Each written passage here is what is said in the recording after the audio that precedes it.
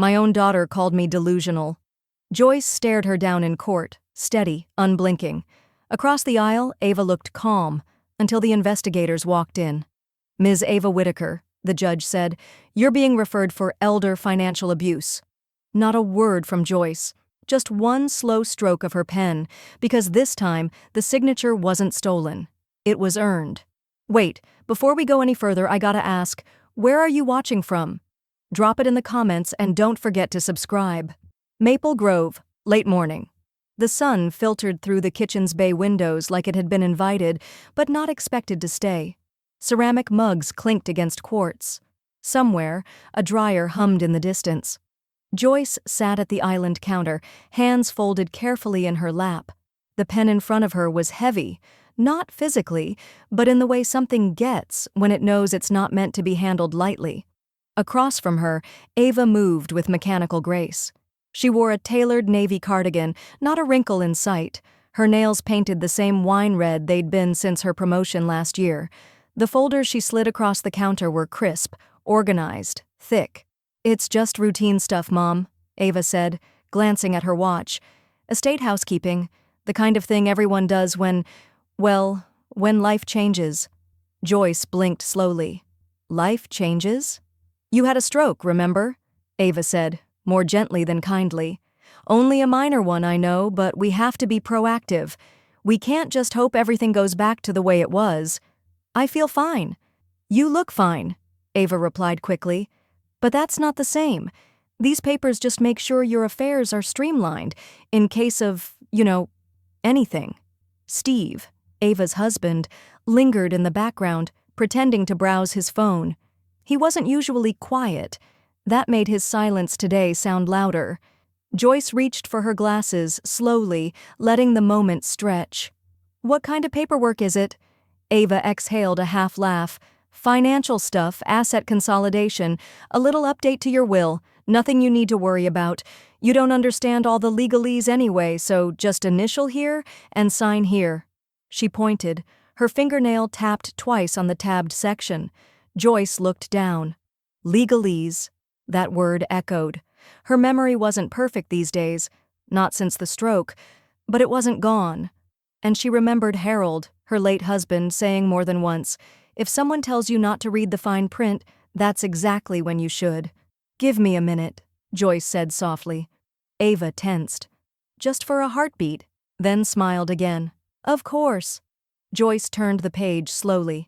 It wasn't just a financial update, it was a revised power of attorney, healthcare proxies, something about beneficiary reassignment. She didn't need to read it all to understand the direction it was heading. Ava thought she was slow now, vulnerable, easy to outmaneuver. Joyce reached for the pen. "Here?" she asked. Ava's eyes brightened. "Yes, there, and—" Joyce pressed the pen down and carefully wrote her initials, not her full signature. Just J.M. Whitaker. Then she set the pen down. Ava didn't seem to notice. She was already bundling the documents. "Perfect. That's all we need for now. I'll drop these at the office before 5. Joyce nodded, serene. "Coffee's still hot. Take a cup for the road." Ava blinked, surprised. "Really?" "Of course," Joyce said. "You've worked hard." Minutes later, Ava and Steve were gone. The kitchen hummed again. The fake smile slipped from Joyce's lips. She reached beneath the counter where an old wooden recipe box sat untouched for years. Inside, beneath the index cards and faded clippings, was a small, yellowed address book. She flipped through it until she found the name. Miles Hensley, Estate Law. She dialed the number by memory. He answered on the third ring. "This is Miles." Joyce didn't waste time. "Miles, it's Joyce Whitaker." There was a pause. "Joyce? I haven't heard from you in— I need to review a document I just signed. Can you meet?" Another pause. "Of course. Tomorrow?" "No," she said, her voice steady. "Tonight." She hung up, exhaled, and looked out the window. The sky outside was cloudless, the kind of blue people always thought meant calm. But she'd lived long enough to know. Storms didn't always come with thunder. Maple Grove, that same night. The kind of darkness that didn't press, but waited. Miles arrived just after 7, coat still dusted in road salt, briefcase swinging like it had something to say. He hadn't changed much, still broad-shouldered, still carrying the weight of other people's regrets behind rectangular glasses. He stepped into Joyce's living room and looked around like the walls might talk.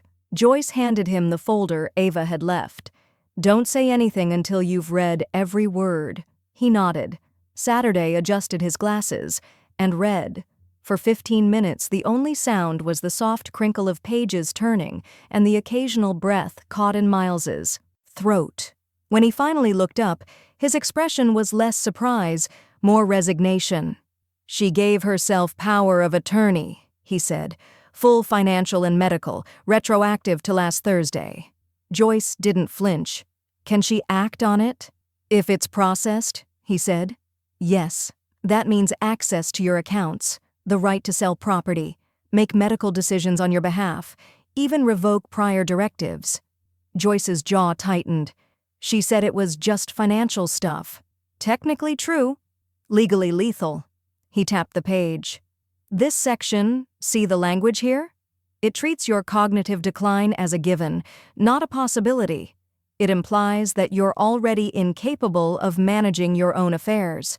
Joyce looked at the window, where her reflection sat beside Miles's in the glass. "She's been planning this. Probably for longer than you think." Joyce didn't need longer. She had flashbacks, not of birthday parties or childhood hugs, but of quiet betrayals. The home equity loan Ava had begged for 2 years after Harold's funeral, "Just to float us for a bit, Mom. We're in between jobs." Joyce had co-signed, blindly trusting. 3 months later, the money was gone, swallowed by debt Ava never fully explained. Joyce had paid off the interest herself, one painful withdrawal at a time, and last Christmas, Ava accidentally used Joyce's debit card to book a vacation. When confronted, she'd laughed it off. "You've got the savings, Mom, and we never take time for ourselves." Joyce rose without a word and walked to the bookshelf. The third shelf down, 5th book from the right, a treasury of American folklore. She opened it halfway, then again near the back. A soft rustle, a hollow carved inside. She pulled out a bundle, the original loan paperwork from the equity deal, notarized, signed, lined in disappointment. Miles watched. "You kept it all." "I kept everything," Joyce said, "even when I wanted to forget." He nodded once. "Then you've got leverage. We can contest the POA, but we'll need to prove she manipulated your capacity, that she intended this before the stroke." Joyce reached for a notepad near the phone. She tore off a sheet, scrawled something, then slid it to him. "What's this?" he asked. "My memory log," she said. "Starting today." It read, January 12th at 8:47 a.m. Ava asked me what I wanted to eat, then chose something else. Said, "You used to like oatmeal." I told her I wanted eggs. She brought toast. Miles almost smiled. "You're documenting her control." "She underestimates me," Joyce said quietly. "Always has. That's her first mistake." He nodded. "And the second?" "She thinks she's the only one who knows how to play long." They talked for another hour, setting timelines, copying documents, making plans that felt less like defense and more like groundwork.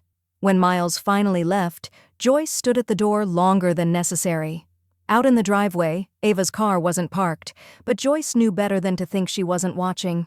The next morning, Ava was different, more watchful. She hovered in the kitchen, her smiles edged with suspicion. "You're up early," she said. Joyce smiled back. Clarity does that. She poured herself tea, her hand steady, and as Ava turned away, Joyce reached into the pocket of her robe and pulled out a small voice recorder. New, labeled. She clicked it on.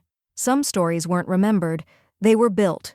Maple Grove, January 14th. The cold had settled into the bones of the house like it meant to stay. Joyce sat by the bay window, a blanket across her lap, knitting needles idle in her hands. From the outside, she looked docile, retired, comfortable. That's what Ava wanted to see, so that's what she gave her. Inside, her laptop glowed with an open tab on Title 15 of the U.S. Code, Fraud Against the Elderly. 2 windows behind it, one on legal guardianship, another on covert surveillance laws in Wisconsin. Down the hall, voices rose and fell. "She's awake earlier again," Steve said. "Didn't even need help getting dressed."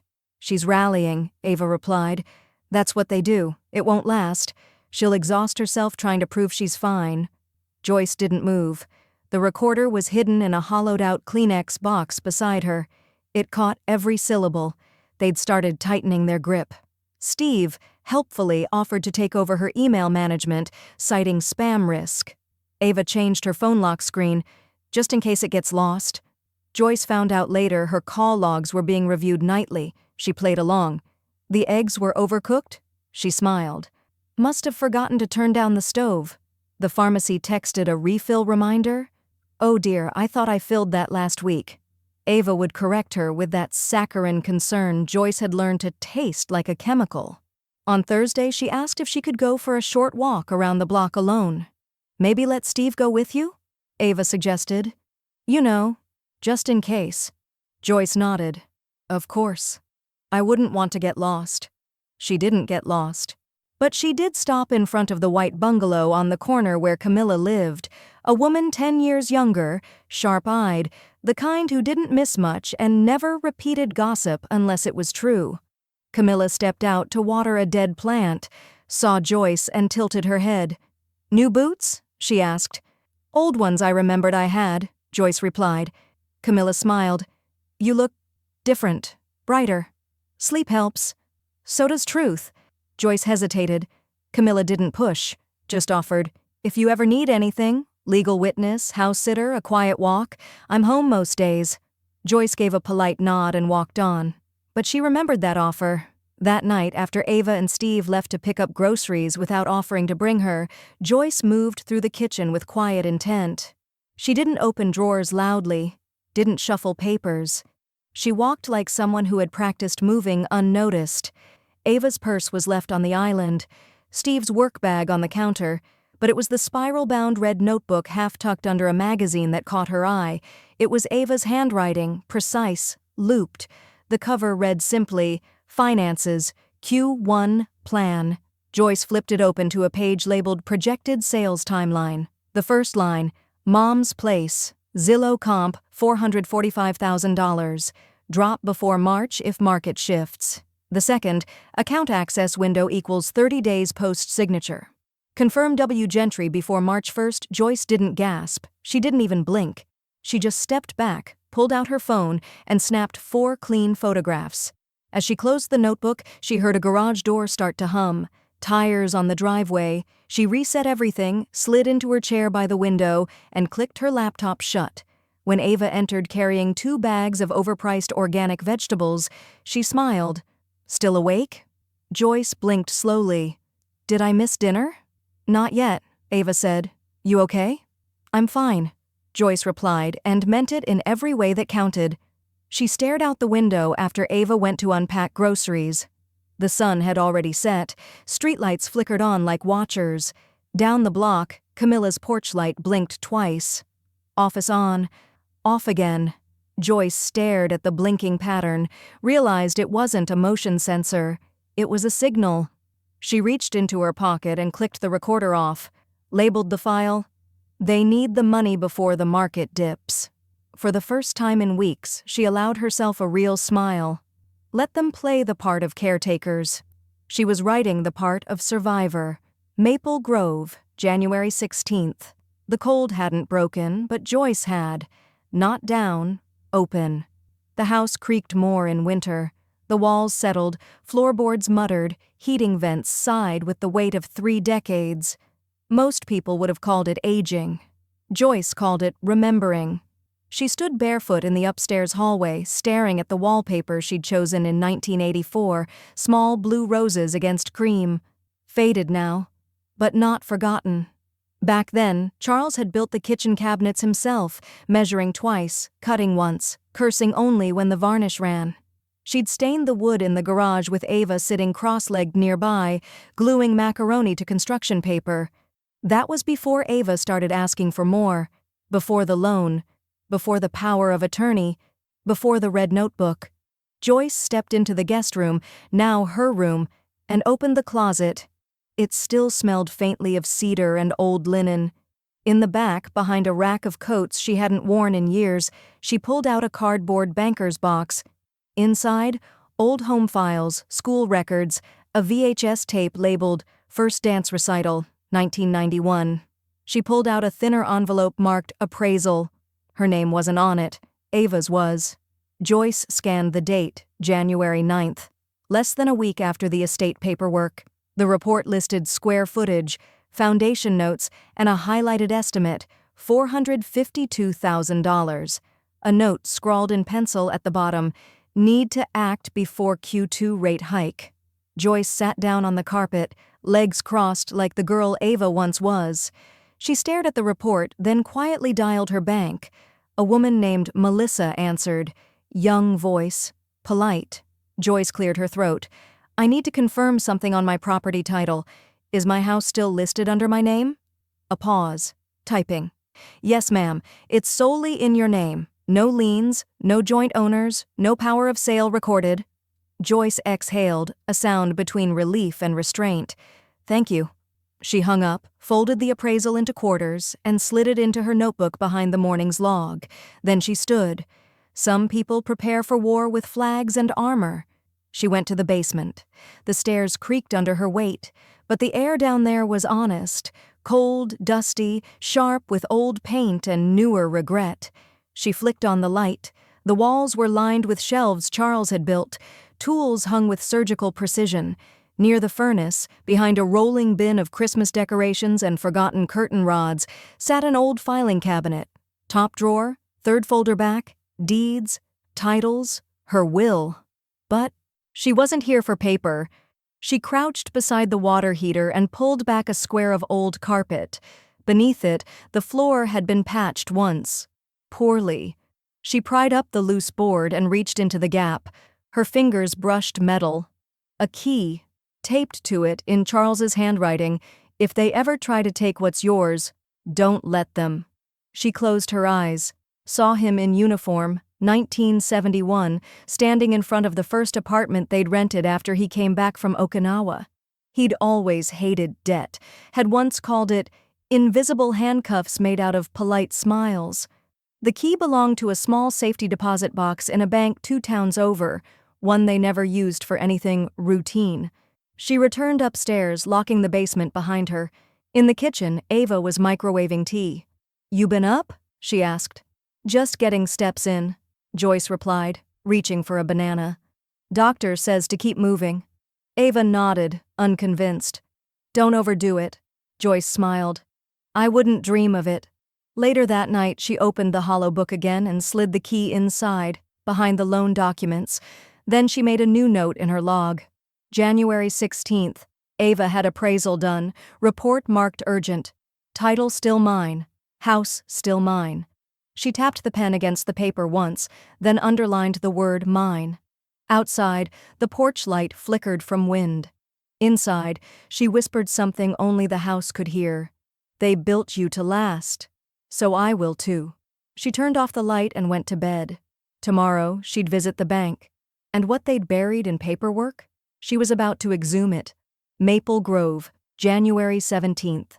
The sky above the highway was steel-colored, as if even the daylight wasn't ready to declare sides. Joyce sat in the back seat of the rideshare car, coat zipped up to her chin, key in her pocket, a yellow folder on her lap. The driver made small talk, but she barely answered. Her thoughts were louder, sharper, the sort that didn't tolerate distraction. Miles's office sat on the second floor of a red brick building that used to house a dentist. The carpet still smelled faintly of fluoride and fear, but the door to Suite 207 was solid, marked with a brass plate, M. Hensley Estate and Trust Law. He opened the door before she knocked. "You ready?" he asked. Joyce stepped inside. "I've been ready since she told me I wouldn't understand what I was signing." He nodded once, gestured to the table already stacked with updated forms. "Then let's take back what's yours." She pulled out the original will from her bag, the one from 2012, back when things still felt whole. They walked through it clause by clause. He highlighted changes, drew arrows, asked twice if she felt sure. "I'm not angry," Joyce said, pen poised. I'm awake. With clean strokes, she revoked the prior will, initialed every margin, signed at the bottom. Then she added a new clause, the Joyce Whittaker Family Education Fund, to be divided equally among grandchildren upon admission to any accredited college or trade program. Another clause followed, a bequest to the Lantern Project, a women's legal aid nonprofit Joyce had donated to for years. And then the line she underlined twice, the individual known as Ava Whittaker shall receive no claim, right, or inheritance in part or whole from the estate of Joyce M. Whittaker. Miles leaned back, folded his hands. And the POA? Gone, Joyce said. Medical and financial, I want them reassigned. Miles, I trust you, and Camilla as my emergency contact. He studied her a moment longer. You're doing everything right, but this could escalate. Publicly. Joyce met his eyes. She went for the throat. I'm just returning the favor. Politely and with a pen. He almost smiled. This will get messy. Let it. They notarized everything, made copies. Miles filed the originals immediately with county records. Joyce watched him seal the envelope like it was armor. She left with nothing but her coat, her folder, and a calm that had edges. That evening she returned to the house. Ava was out, probably with Steve, playing grown-ups with money that wasn't quite theirs. Joyce microwaved tea she didn't plan to drink, opened her notebook, and logged the date. January 17th, new will filed, POA revoked, estate secure. Then she added something new. Sleep came easy tonight. Finally. But the next morning, it didn't stay that way. Miles called just before dawn. His voice wasn't panicked, just firm. You need to hear this before someone else tells you. Joyce sat up. What happened? I received a legal notice an hour ago. Ava filed for emergency guardianship, medical, financial, and residential authority. Joyce's chest went still, then quiet. She's claiming, he continued, that you're exhibiting cognitive instability. Says you're being manipulated, that you're making erratic financial decisions under duress. And the court? Joyce asked. They'll review it. It's procedural. But if they grant temporary guardianship while they investigate, she wins the house, my accounts, my voice. Only if we don't fight back, and fast. Joyce reached for her robe. Then we don't wait. Miles paused. This is where it gets ugly, Joyce. She looked out the window. The porch light Camilla had rewired blinked once, twice. A sign they'd agreed on if anything changed. Joyce smiled without warmth. No, Miles, this is where it gets real. She hung up, dressed without rushing, stepped outside just as Camilla approached across the yard with a thermos and a steel gaze. Bad news? Camilla asked. Joyce nodded. They're trying to bury me in paperwork again. Camilla raised an eyebrow. So? Joyce held up the yellow folder. I brought my own shovel. Maple Grove, January 18th. The frost on the grass cracked under Joyce's boots like brittle glass. She moved deliberately, quietly.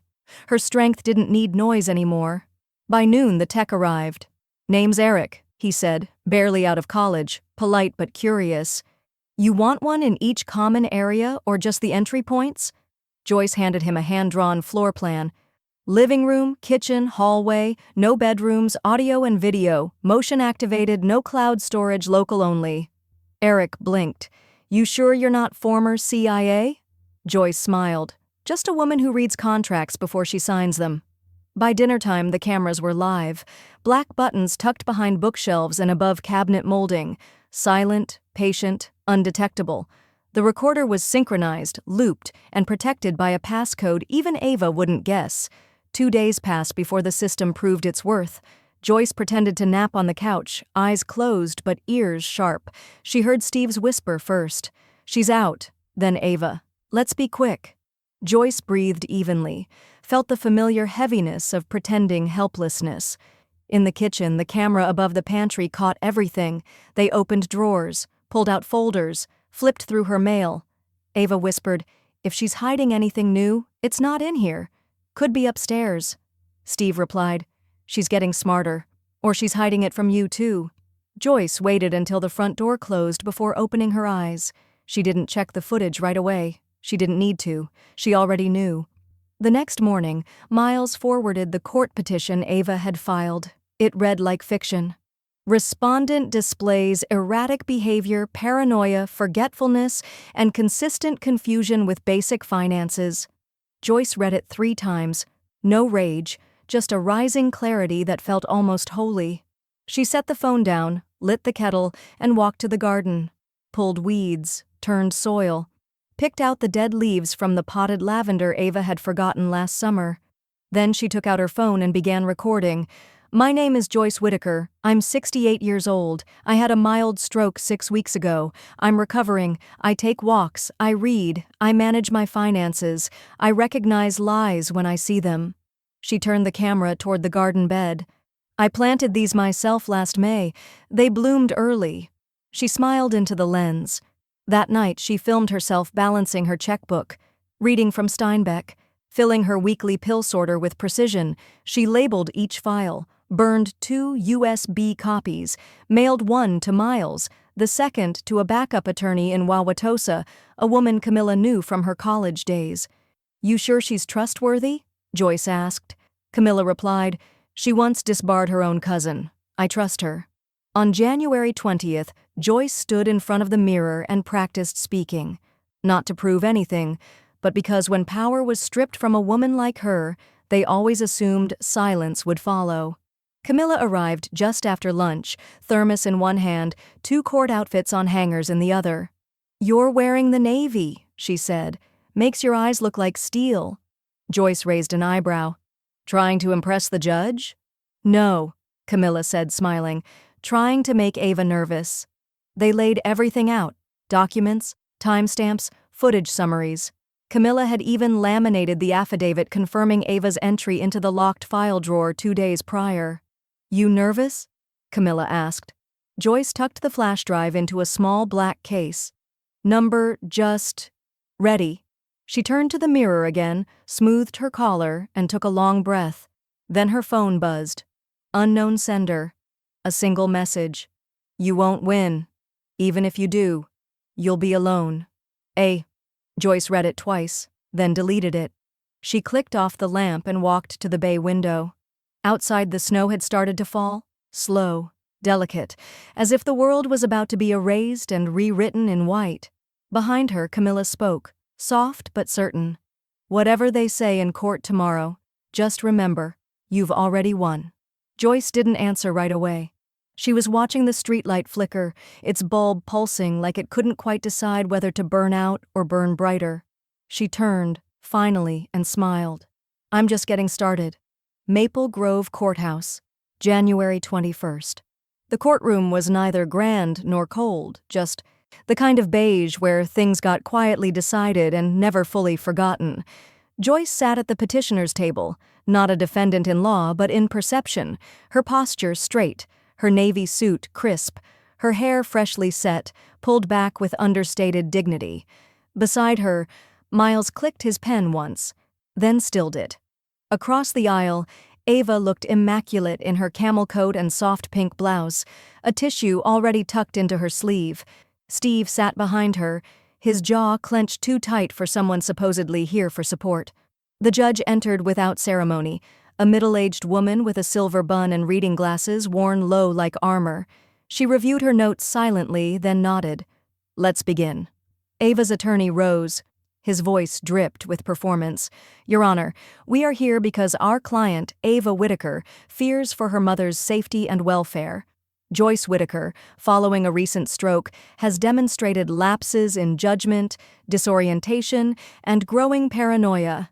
She is at risk of being influenced, isolated, and financially exploited." Joyce didn't blink. The attorney continued, laying out a timeline as if stitching together a quilt from scraps of bias.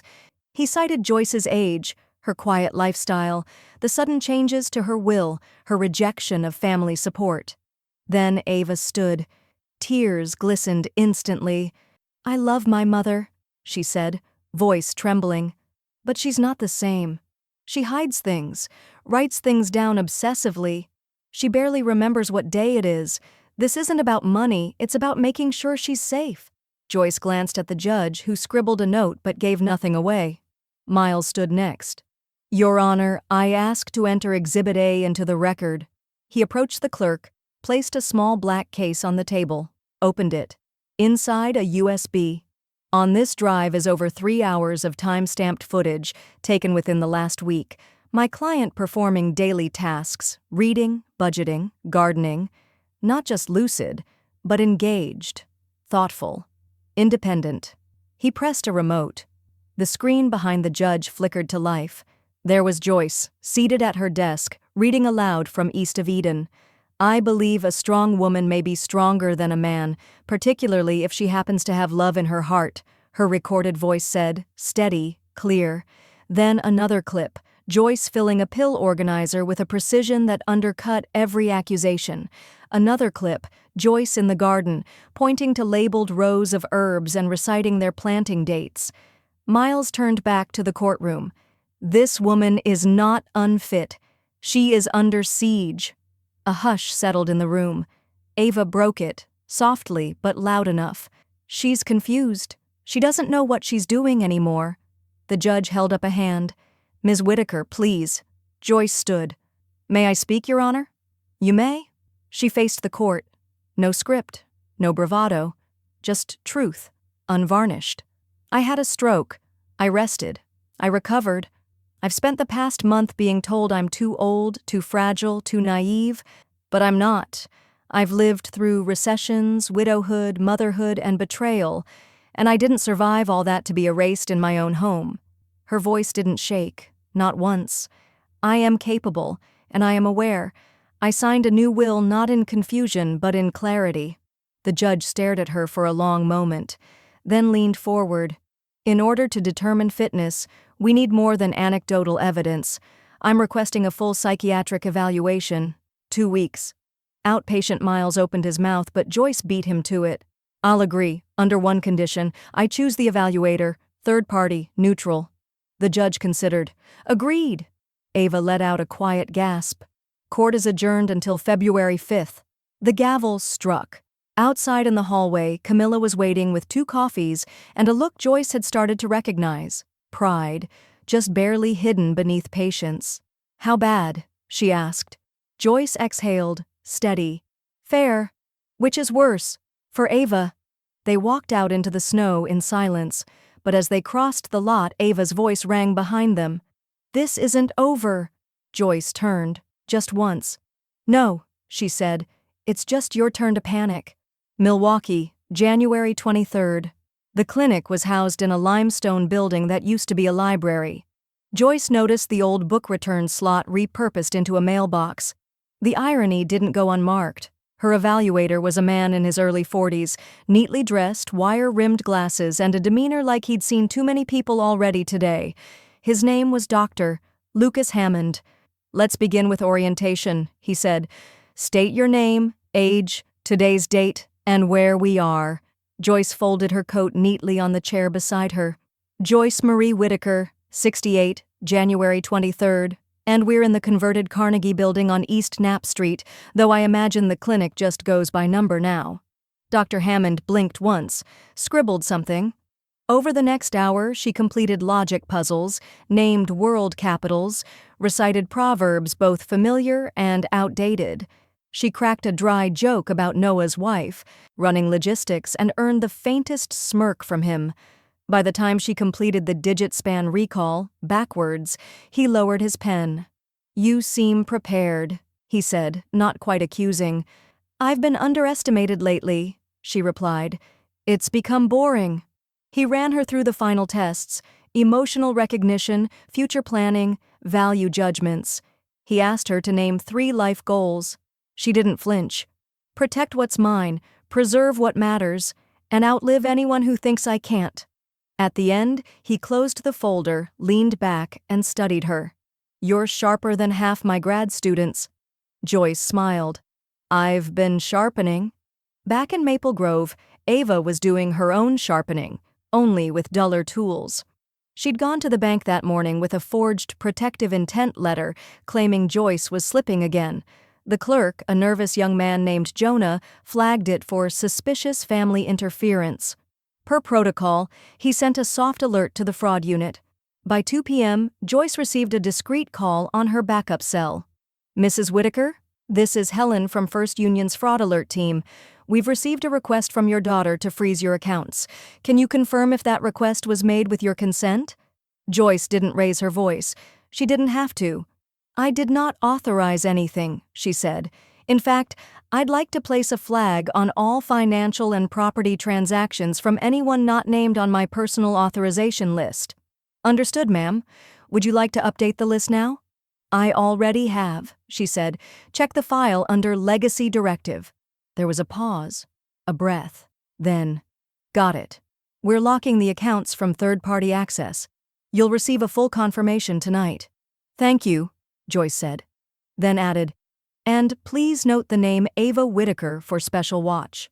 That evening, she returned to the guest room and sat by the window with her notebook, logged the events, then turned on the lamp and waited. At precisely 5:43 p.m., her phone rang. "Dr. Hammond." "I've compiled your results, Mrs. Whitaker." Joyce said nothing, only waited. "You passed every cognitive marker: logic, memory, emotional regulation, attention span, executive reasoning, all strong.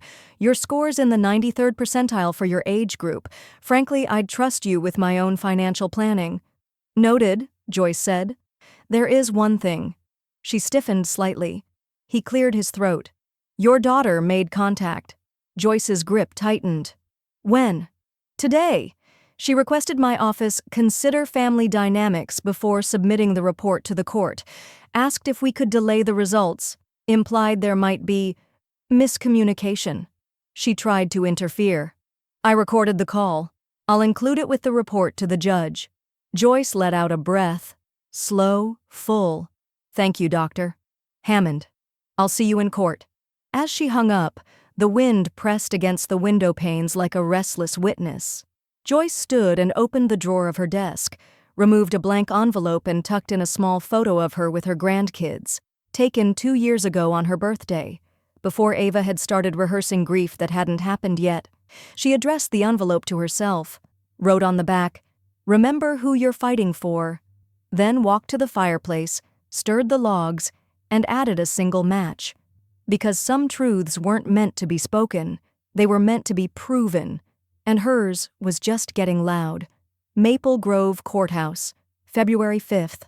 The hearing resumed under a ceiling that buzzed faintly with fluorescent fatigue, as if even the lights were tired of watching families come undone. Joyce stepped into the courtroom wearing a charcoal gray coat over her navy suit, her scarf tucked with surgical precision. Camilla walked beside her, not as a witness this time, but as a presence, solid, grounding. Miles was already seated at their table, flipping through documents with the calm of someone who knew the playbook because he helped write it.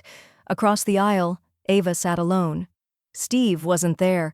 Her blouse was brighter than last time, coral this time, maybe in an attempt to look softer, but her posture was stiff. Her eyes darted each time the door opened, hoping maybe the judge would be someone else. No such luck. Judge Rosen entered at 9:01 a.m., glasses low, tone flat. "Ms. Whitaker, Mr. Hensley, let's proceed." Miles stood and handed over the packet. "Lab results, doctor. Hammond's summary, timestamps of cognitive function, memory retention, and executive processing skills." He passed a second folder to the clerk. Exhibit B contains a recording of an unsolicited call made by Ms. Ava Whitaker to Dr. Hammond requesting a delay and reevaluation of the cognitive results. The judge raised an eyebrow. "On what grounds?" Joyce didn't flinch. She didn't have to. Miles answered calmly. "No grounds stated, just family dynamics. Your Honor, we believe that to be an intentional attempt to manipulate the court." Ava's lawyer, a new one, younger, clearly, briefed too quickly. Rose, papers in hand. "Your Honor, the petitioner only acted out of concern. She believes her mother is in decline, and these documents may reflect a short-term performance spike, not long-term stability." Judge Rosen didn't look up. She scored in the 93rd percentile, and the evaluator said he'd trust her with his own finances. The young lawyer faltered, "Yes, but Mr. Lang, The judge interrupted. "Unless you have a medical license or fresh evidence, I suggest you sit down." Joyce felt her breath settle. Not rise. Settle. The judge turned to her. "Ms. Whitaker, do you wish to make a final statement before I rule?" Joyce stood, her palms flat on the table. "No one likes to admit their child has betrayed them," she said, voice steady. "It goes against every instinct. But I've learned recently that instincts are only useful when you listen to them. I didn't, and now I am." She looked directly at Ava, whose face froze in a mask just short of tears. "I know everything. The accounts, the letter to the bank, the appraisal, the surveillance footage, the interference with my doctor, the notebook with the market deadline." She paused. "You're out, Ava." The words didn't echo, but they didn't need to. The silence that followed carried them further than volume ever could. The judge nodded once, as if it was all she needed. "Guardianship petition is denied," she said. "All powers of attorney previously revoked shall remain so. Joyce Whitaker is found legally and medically competent." Gavel. Done. Ava stood, lips parted, but no sound came out. The judge was already gone. Miles began packing up the folders. Camilla touched Joyce's shoulder just once. Ava turned, knocking her chair slightly as she moved. Her heels echoed down the hall outside the courtroom, sharp, hurried, furious. Joyce didn't watch her leave. She just sat for one more moment and let the stillness settle in. Not peace, not yet. But the calm that always came right before the next front moved in. Miles leaned over. "We need to transfer the rest of your assets. Accounts, title, pension. Fast." "Today?" she asked. "Today," he said, "before they think of another angle."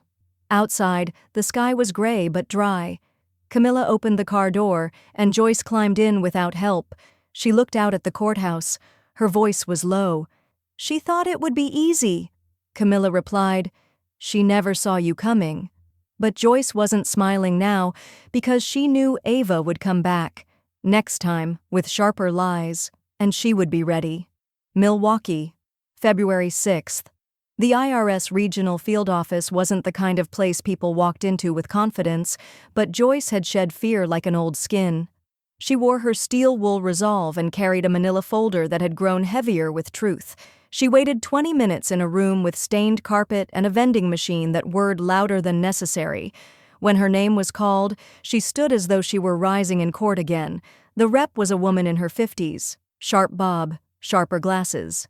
"Agent Dana Whitlow," she said, shaking Joyce's hand firmly. "I reviewed your intake. Walk me through what you're seeing."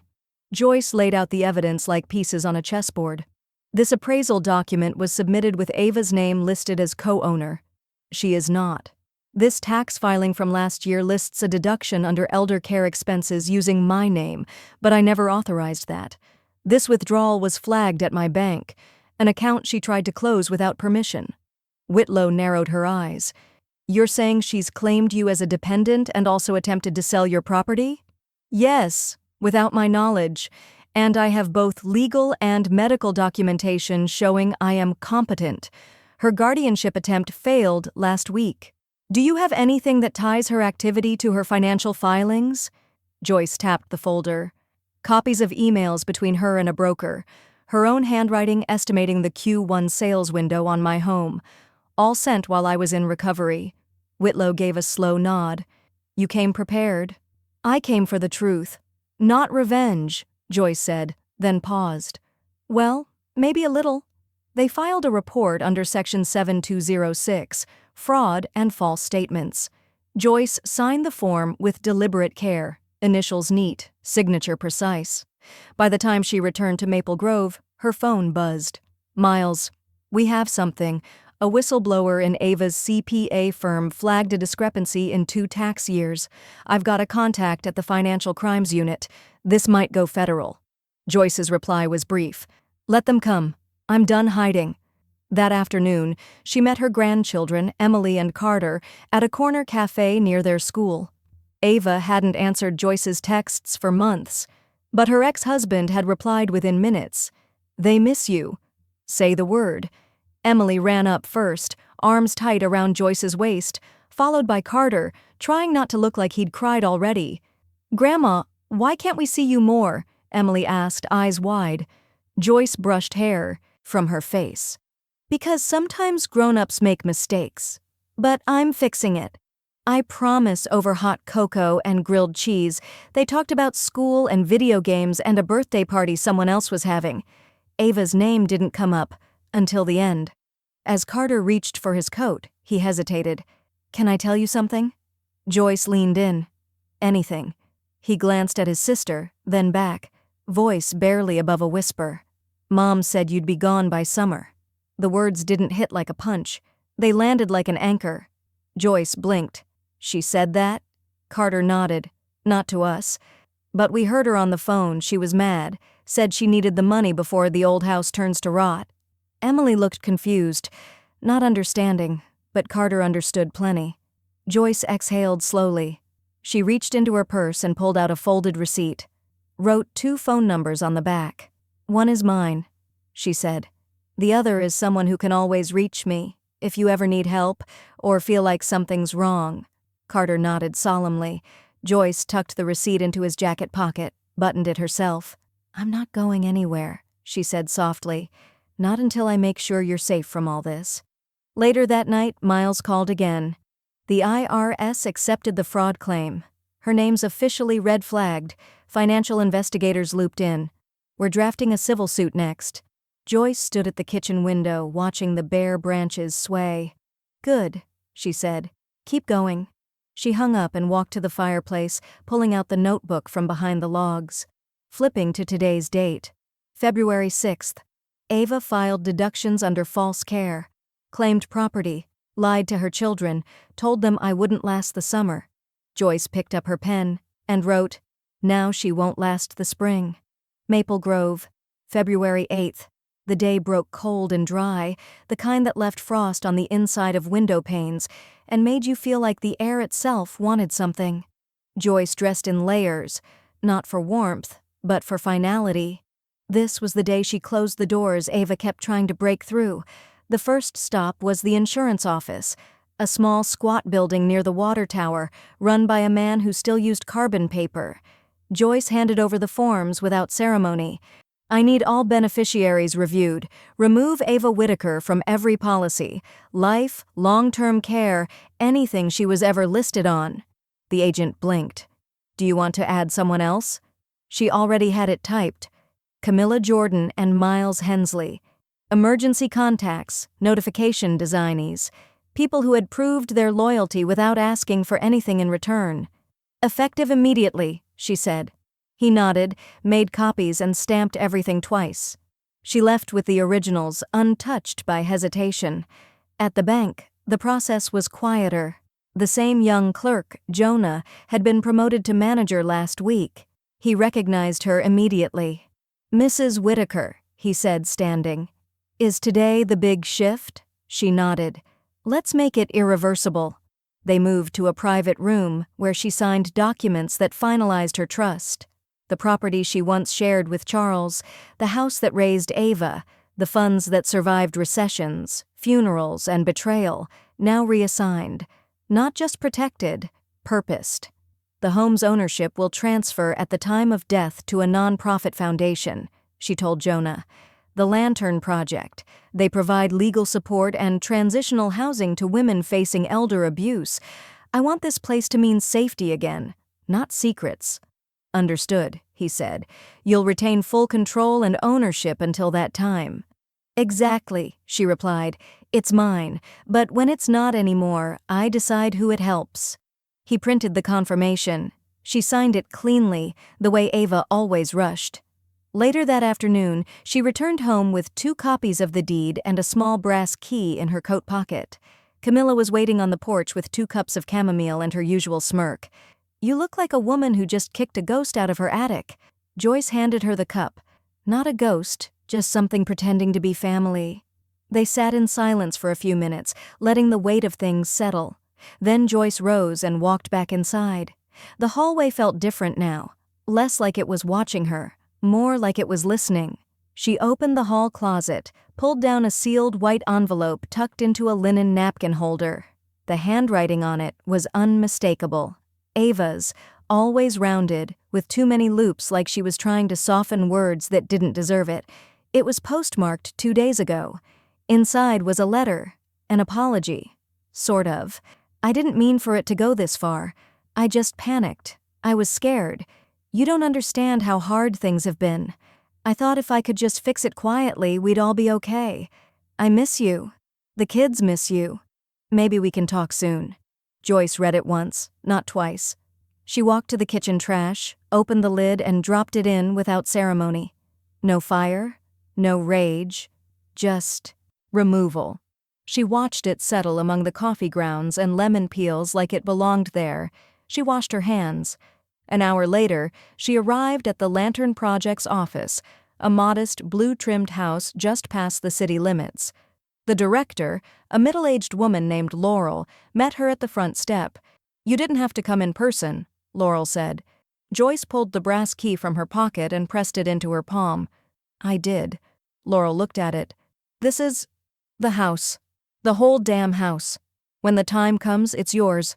No sales, no probate, no red tape, just keys in hand and doors open." Laurel's eyes misted, but she didn't cry. She just nodded. "We'll make it mean something." Joyce smiled. "I already did." As she turned to leave, her phone buzzed again. A voicemail from a blocked number. No transcript, just a timestamp, 6:03 p.m. She didn't press play. Some voices only wanted in, so they could keep pulling strings. Joyce slipped the phone into her bag, zipped it shut, and looked out across the snow-glazed horizon. Let Ava leave 100 letters. She had already written her last one, and it was signed in steel. Maple Grove, February 12th.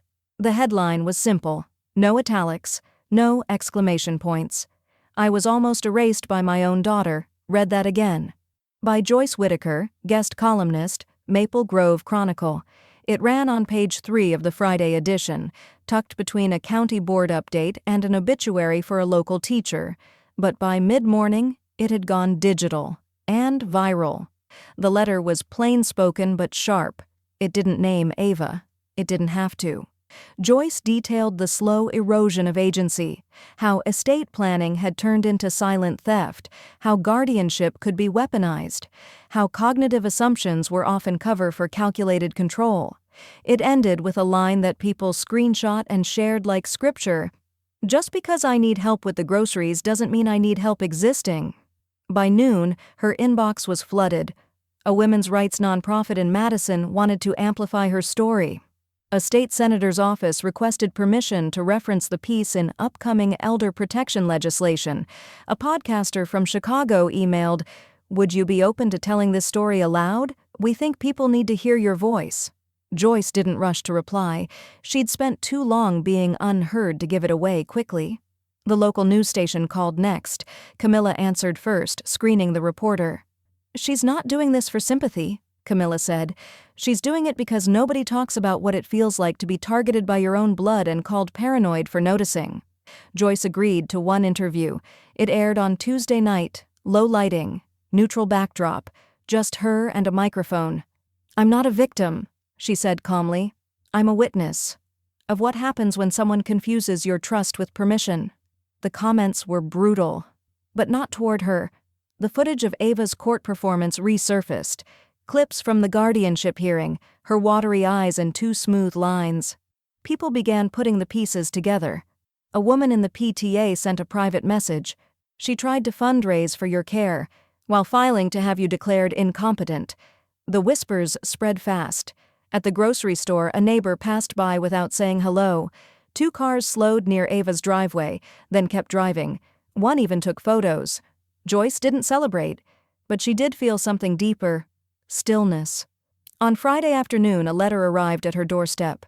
No return address. But the handwriting wasn't Ava's. It was Steve's. The note was only 3 sentences long. "I read what you wrote. You were right. I'm filing for separation this week.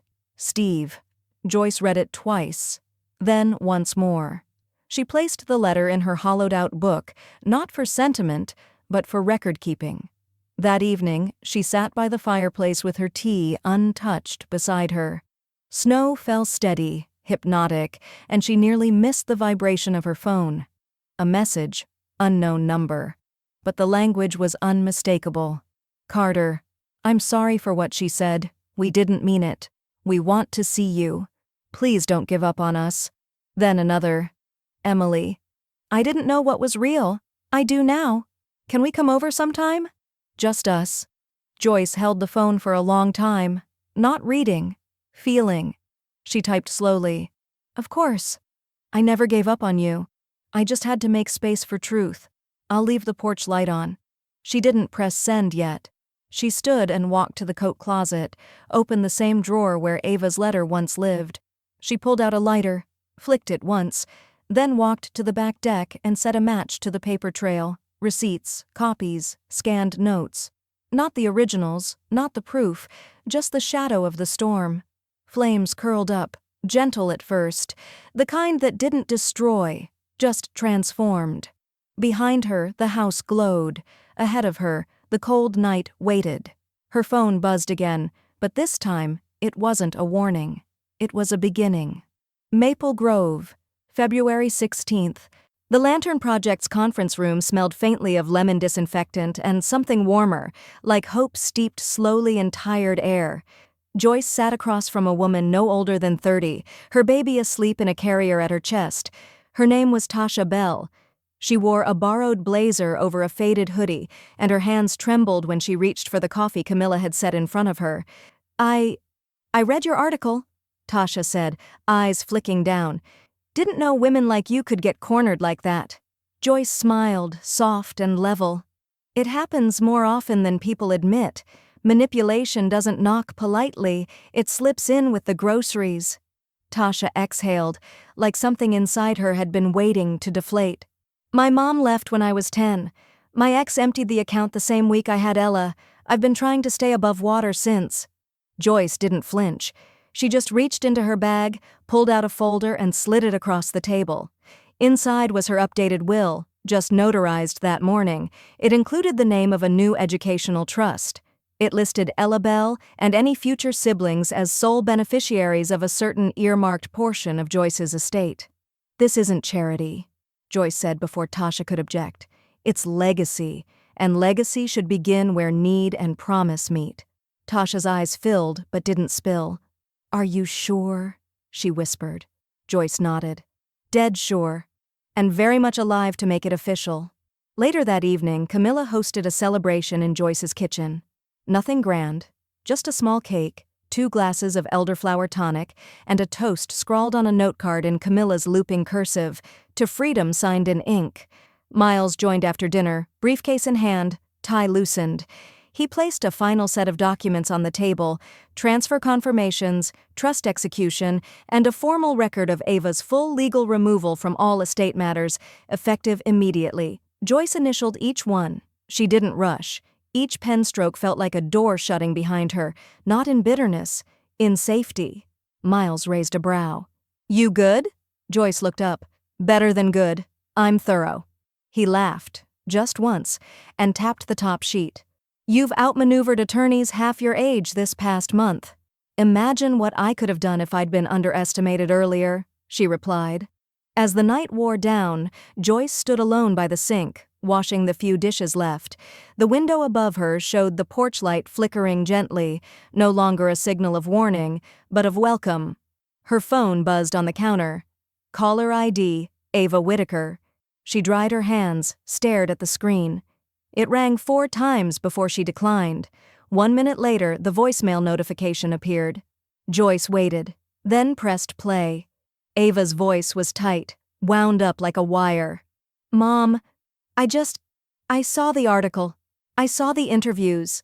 I don't know what you think you're doing, but you don't get to rewrite everything. You don't get to make me the villain. I was trying to help you. If you'd just talk to me. A pause, a sharper inhale. Whatever. If this is how you want to play it, fine. Just know you lost more than you think. Then silence. Joyce deleted it.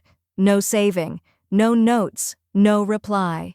She turned and walked upstairs to the small writing desk in her guest room, pulled out her logbook, dated the page, February 16th. Ava called. I declined. She stared at the page for a moment, then added one more line beneath it, carefully. Her last words still don't sound like love. Then she closed the book. Downstairs, Camilla turned on the radio. A soft jazz tune drifted upward, almost absurd in how peaceful it was. Joyce leaned back in her chair, hands folded in her lap. And for the first time in weeks, she allowed herself the thought. She wasn't just surviving this story anymore. She was writing the ending. One she chose. One Ava couldn't touch. Maple Grove Courthouse, February 22nd. The room smelled like worn carpet and fluorescent bulbs, judgment dressed in the ordinary. Joyce stepped through the doors like she had before, calm, polished, and alone in the ways that mattered. Camilla sat behind her this time, quiet, steady. Miles stood to her right, a stack of papers like quiet armor between them. Ava was already seated at the petitioner's table.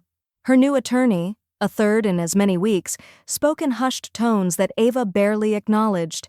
She looked thinner, not physically, but worn down in ways that ambition didn't protect. Judge Rosen entered. The bailiff announced the hearing.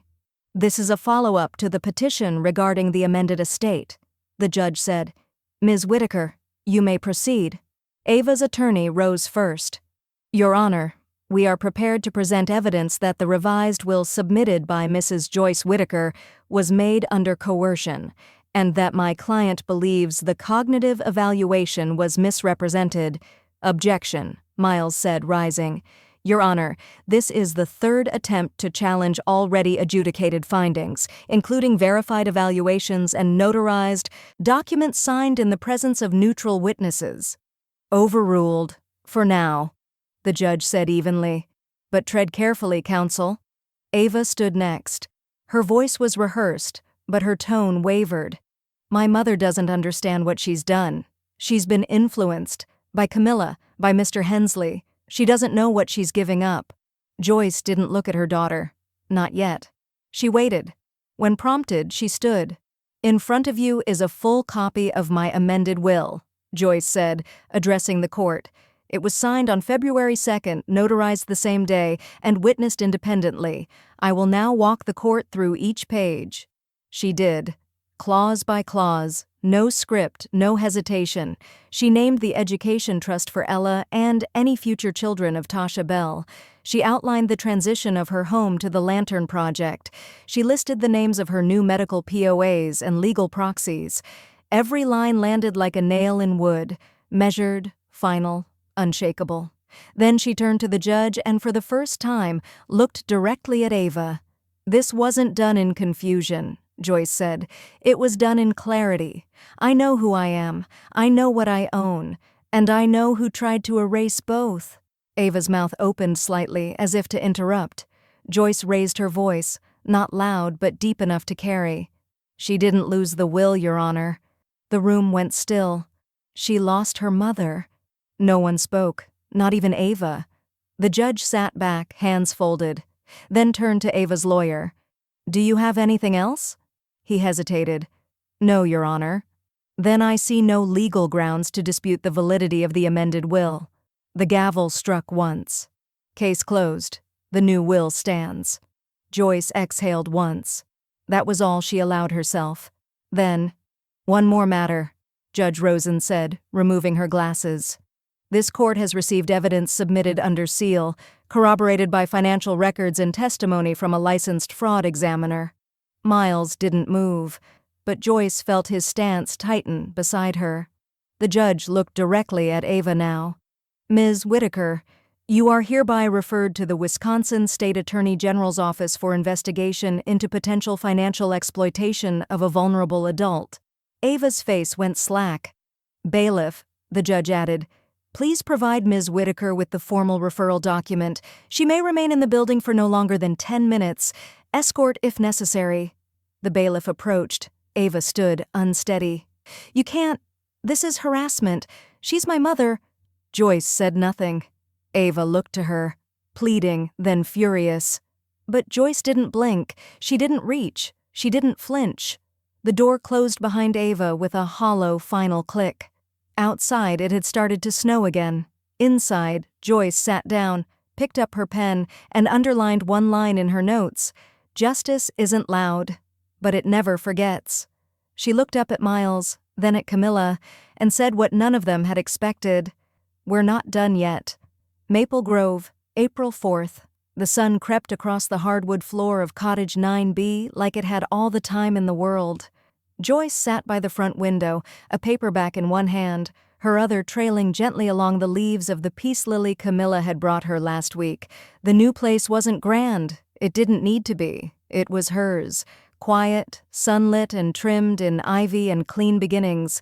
The senior living community wasn't a retirement home. It was a row of private cottages nestled beside a wooded path and a duck pond that had seen better summers.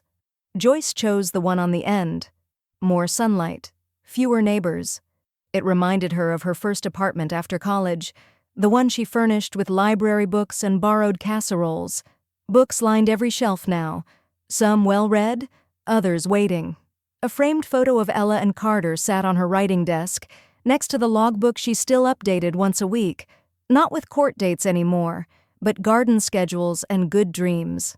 This morning's mail brought 5 birthday cards, one handwritten in thick purple marker from Emily. Happy 69th, Grandma. I'll visit with the cupcakes this time. No lemon. Another envelope had no return address. Inside, a printed photo of the Lantern Project's newest intake room, painted soft green. A caption scribbled underneath, "Your house helps women breathe again." Joyce tucked it into her mirror frame, just below the edge. Not displayed, but not hidden either. By 10 a.m., Camilla arrived, balancing 2 lattes and a newspaper folded to the crossword. "I beat the rain," she said, handing over the coffee. "You always do," Joyce replied. "It's why I keep you." They sat on the small patio beneath the wind chimes. A breeze stirred the leaves like a secret being passed between old friends. "Anything good in the gossip section?" Joyce asked. Camilla nodded toward the community newsletter. "Apparently Ruth in 7C is dating again, man with a fishing boat and 4 ex-wives." Joyce chuckled. "Tell her to check for power of attorney papers." They sipped in silence for a while. No tension, no timelines. Inside, a small television played muted footage from a local news segment. A familiar foundation volunteer, a woman with kind eyes and a permanent ponytail, read from a children's book in a circle of young faces. Joyce leaned closer. Carter sat cross-legged in front. Ella, now 5, leaned her head against his shoulder. Joyce smiled, eyes crinkling. Camilla caught the glance. "You did it, you know." Joyce didn't answer. She didn't need to. Later that afternoon, Joyce sat at her desk with a stack of papers. None urgent, none hostile. A magazine renewal, a thank you note from a scholarship recipient, the new deed from the Lantern Project, returned and notarized. She flipped to the last page. Signature line blank. The same hand that once trembled before signing power away now moved with perfect clarity. She picked up her pen, hovered. In the quiet, her thoughts carried like a voiceover, soft but rooted. Some things we sign out of fear, some out of exhaustion or pressure or guilt, but some we sign out of power, out of knowing, finally, what's worth protecting. She pressed ink to paper. No flourish, just truth. Then she set the pen down beside her. The wind pushed gently at the open window, rustling the curtain. The final line lived in silence, in stillness, in everything she'd reclaimed. This signature was mine, and mine alone.